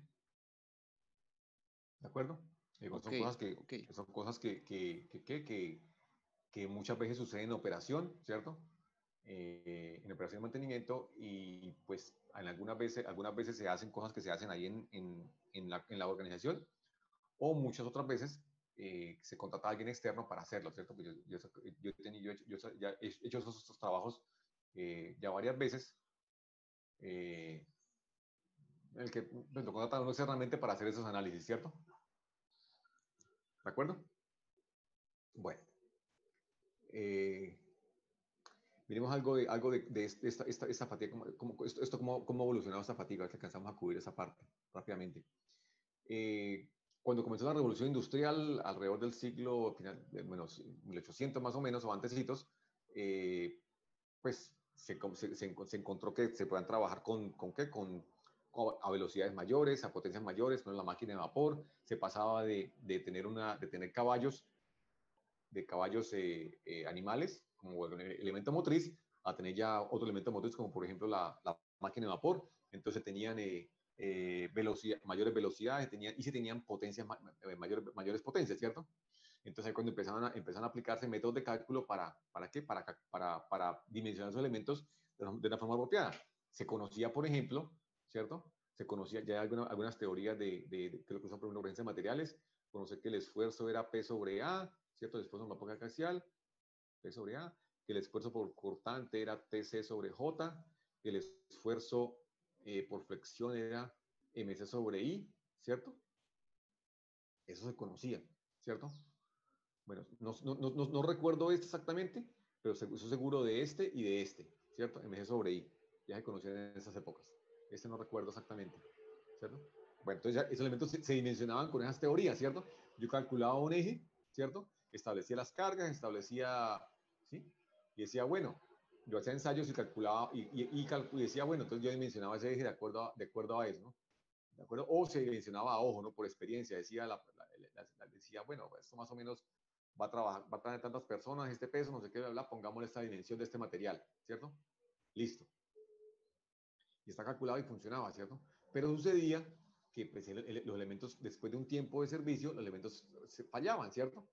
Y hubo muchos accidentes. Existe este accidente que es muy famoso en la historia porque sucedió al frente del Palacio de Versalles, ¿sí? En este año, 1842, fue en un tren, ¿cierto? Murieron, en realidad pues no se sabe cuántas personas murieron, se calcula que entre 50 y 200 personas murieron debido a ese accidente, ¿cierto? Gente importante para la época en Francia murieron ahí, y pues este accidente también es famoso porque se documentó, ¿cierto? Por ejemplo, este es un dibujo un dibujo. Piensen en el contexto, ¿no? Es un dibujo, ¿sí? de la falla, ¿sí? Miren que está acá y ahora más tarde miramos cómo son las fallas ahora que se han documentado con fotografías, ¿cierto? Es un dibujo, ¿sí? El artista se sentaba y empezaba a tomar notas y dibujaba cómo era eso, ¿cierto? Acá está el eje y acá está el dibujo del eje de la superficie de falla, ¿cierto? Es famoso por eso porque ya fue documentado, ¿sí? Digo, ese no fue el primero, ¿cierto? Ya antiguamente, por ejemplo, este señor Poncelet, que es un matemático físico, se me escapa, muy famoso para la época, fue el que acuñó, el que bautizó ese término, ¿cierto? Que sucedía diciendo, pero es que si los materiales se calculan, los elementos se calculan con esas cosas conocidas, ¿cierto? Yo pruebo en el laboratorio, ¿cierto? Y digo, sí, que eso está, me funciona, ¿cierto? Después de un tiempo, deja de funcionar. Entonces él dijo, bueno, es que los materiales se cansan en el servicio, se fatigan durante el servicio, ¿cierto?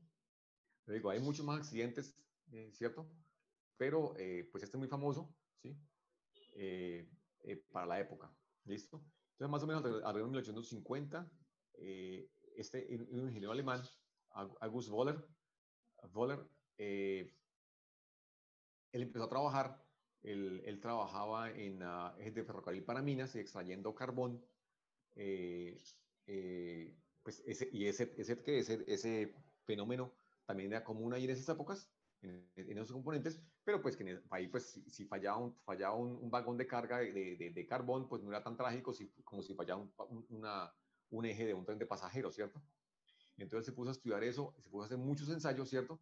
Y en 1870 publicó después, todos los años de trabajo lo publicó y él concluyó, ¿cierto? Que el rango de tensión era lo que causaba la falla y no el esfuerzo máximo, ¿cierto? Que era lo que se quería en ese momento, ¿sí? Entonces, él decía, bueno, si un elemento está sometido a un pico de esfuerzo, ¿cierto? Pero si ese esfuerzo me varía en el tiempo, ¿sí? Lo que va a causar la falla es ese rango de esfuerzo, ¿sí? Fue la primera persona que se dio cuenta de eso, ¿cierto? Entonces, y con eso introdujo el concepto de límite de resistencia, ¿sí? Que es lo que, y en eso está basado todo el método de esfuerzo-vida, que es lo que vamos a ver acá en el curso, ¿cierto? Claro, y pues ese señor es tan importante, ¿sí? Esas curvas que se usan para acabar ese método se llaman curvas de Wohler, ¿sí? Por ejemplo, la sociedad alemana de metales, se me escapa en ese momento, mi alemán no es tan bueno, Bermusch Materialist, algo así más o menos, la medalla más importante que otorga anualmente, el premio más importante que otorga se llama la medalla Wohler, ¿sí? En honor a esa persona. También la Sociedad Europea de Integración Cultural tiene una medalla también el premio que tiene más importante también es en honor a ese señor, August Wohler, porque fue la primera persona que encontró una forma para explicar lo que sucedía, ¿de acuerdo? Bueno, y acá, pues, bueno, después de eso hay muchas más datos anecdóticos, vamos acá a llegar a eso, ¿cierto? Pero pues con eso se empezaron a dimensionar elementos basados en esto, ¿no? En este método, en el método esfuerzo-vida. Vamos alrededor de finales del siglo XIX, ¿cierto? Mire, por ejemplo, que el círculo de Moore, ¿cierto? Fue propuesto también por un alemán en 1898, ¿sí?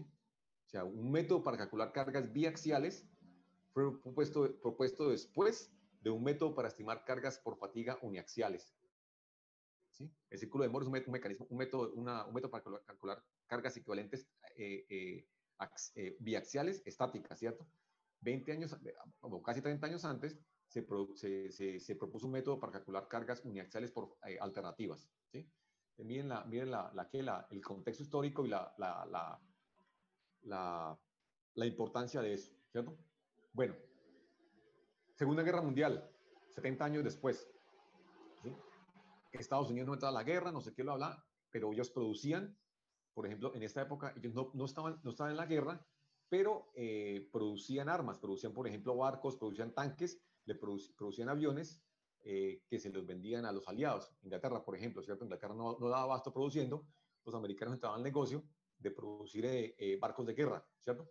Y también barcos de guerra, tanto para que estén en combate, como para vigilar, acompañar navíos mercantes, ¿cierto? Y protegerlos de la amenaza de la Alemania nazi. Bueno, entonces, por ejemplo, este caso, antiguamente, antes de en la Primera Guerra Mundial, todos los barcos se fabricaban y eran fabricados con lámina remachada, ¿sí? Uno los ve, ¿cierto? Se ve que no son láminas remachadas, ¿sí? Con láminas superpuestas, perforadas y se remachan, así se unen las láminas. No da problema, ¿sí? Ya existía eso, ¿sí? Ya se conocían esos métodos de cálculo.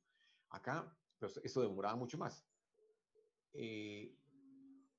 Antes de la Segunda Guerra Mundial ya sé que se desarrolló la soldadura, ¿cierto? Y pues se había encontrado que producía, era un método mucho más versátil, producía estructuras de una forma mucho más rápida, ¿cierto?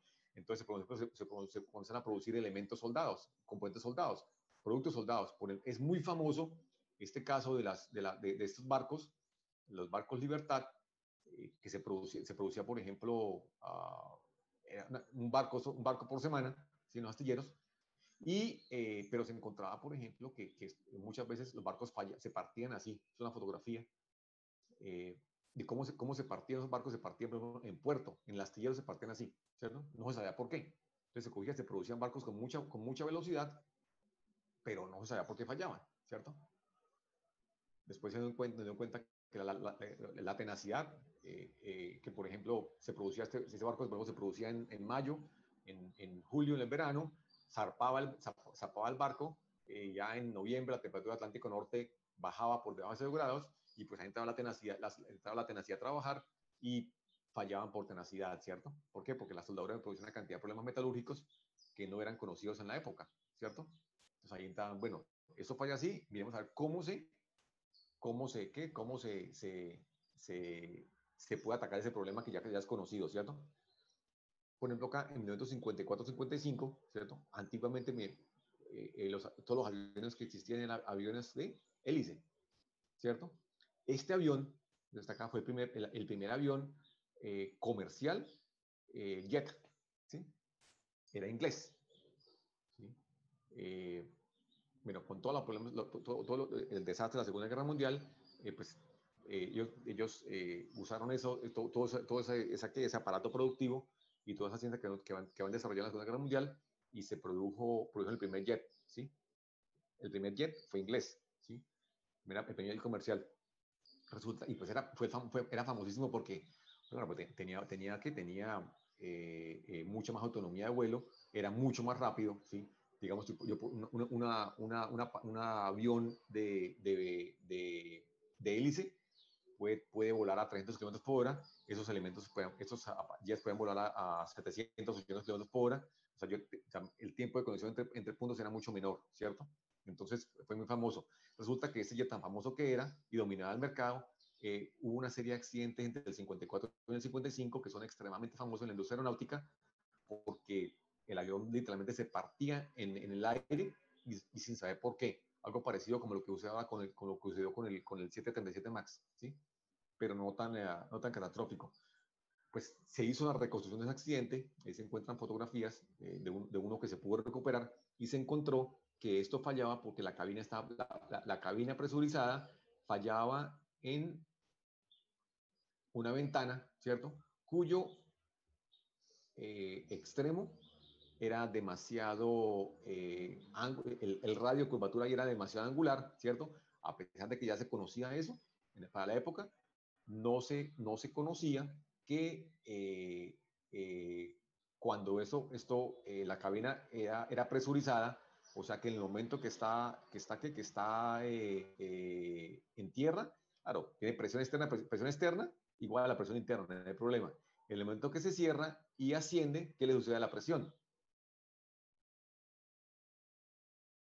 Bajaría, ¿cierto? Entonces lo que se hace es, la cabina se pisaba para mantener el confort de los pasajeros y poder volar a mayor altura, a mayor velocidad, ¿cierto? Mayor altura, menos aire, puede tener mayor velocidad, ¿cierto? Ese cambio de presión Ese cambio de presión me generaba concentrados de esfuerzos, me generaba que la tensión acá en las puntas, acá en la punta de esta ventana, me generaba concentrados de esfuerzos que generó que la grieta se propagara hasta que hubo fallo catastrófico, ¿cierto? Eso que estaba ahí fue tan dramático que hizo que esa compañía desapareciera y ahora no existe compañía británica de aviación. Ese mercado ahora está dominado por quién, básicamente la aviación comercial está dominada por quién, por Boeing, ¿cierto? Americanos, Airbus, que son franceses, que no tienen, bueno, que el componente británico es muy pequeño, ¿cierto? Embraer, que son brasileños, que no fabrican jets. Los rusos eso es un Tupolev, y creo que pare de contar, ¿cierto? Los demás ya son fabricantes menores, ¿cierto? Eso fue en el 57, 54, 55, ¿cierto? Este caso también fue muy sonado, un avión militar, ya eso fue en 1967, si no estoy mal, ¿cierto? Bueno, les he hecho ese cuento en la siguiente clase porque ya que ya se nos va a acabar el tiempo.